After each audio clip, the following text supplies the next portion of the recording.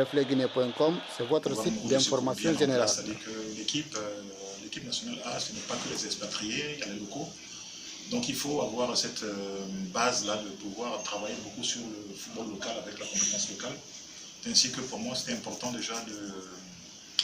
déjà avec le DTN, bien sûr, avec tous les partenaires, les entraîneurs nationaux, leur expliquer qu'effectivement, il faudrait qu'en cas de situation, pour moi, une équipe, c'est d'abord un groupe, c'est un bloc, c'est la base, c'est les locaux.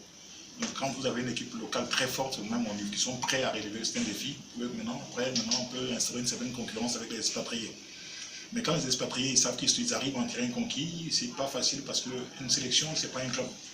Et quand dans une sélection, la concurrence n'est pas ardue, le joueur peut jouer mais ne donnera jamais 100% de ses capacités tant qu'il saura qu'il y a une différence entre lui et le local. Donc c'est ainsi que quand je suis arrivé en Côte d'Ivoire, déjà d'entrée, j'avais eu cette vision d'abord pendant les 3 premiers matchs d'enlever Didier Drogba de l'équipe nationale, bon, d'enlever, de voir un peu ce que valait l'équipe sans lui parce que c'était un joueur cadre.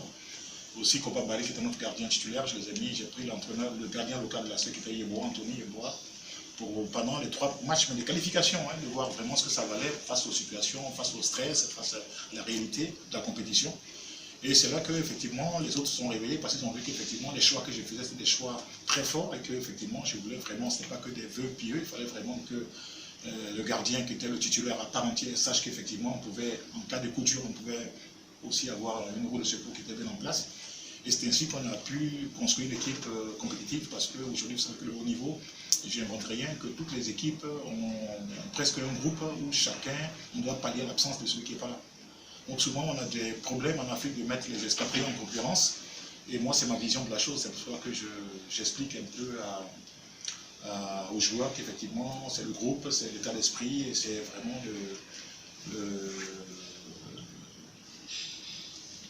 pratique aussi en Europe en tant que joueur et en tant que sélectionneur.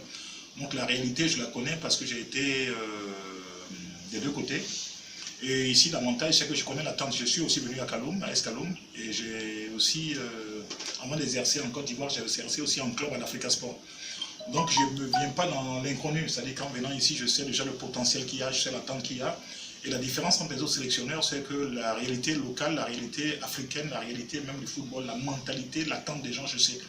Donc les autres, peut-être qu'ils ont des CV plus costauds, mais ce que j'ai en moi, c'est la passion déjà qui m'anime et puis cette force de pouvoir transmettre aux joueurs qu'on peut relever des défis si vraiment on est préparé à ce que l'attente des gens et l'attente du football guinéen qui...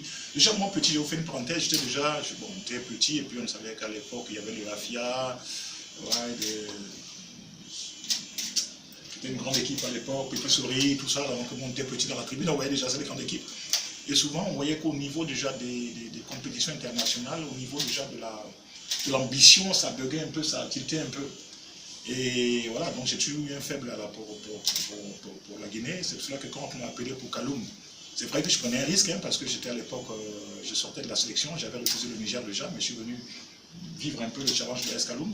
Et ça m'a permis de voir sur place vraiment la qualité des joueurs et l'envie qu'ils avaient. C'est pour cela que je me dis qu'effectivement, si je viens ici avec cette expérience déjà de terrain, ça va être un plus pour moi aussi et pour les joueurs aussi. Refletguinée.com, les faits à l'état brut. Refletguinée.com, c'est votre site d'information générale.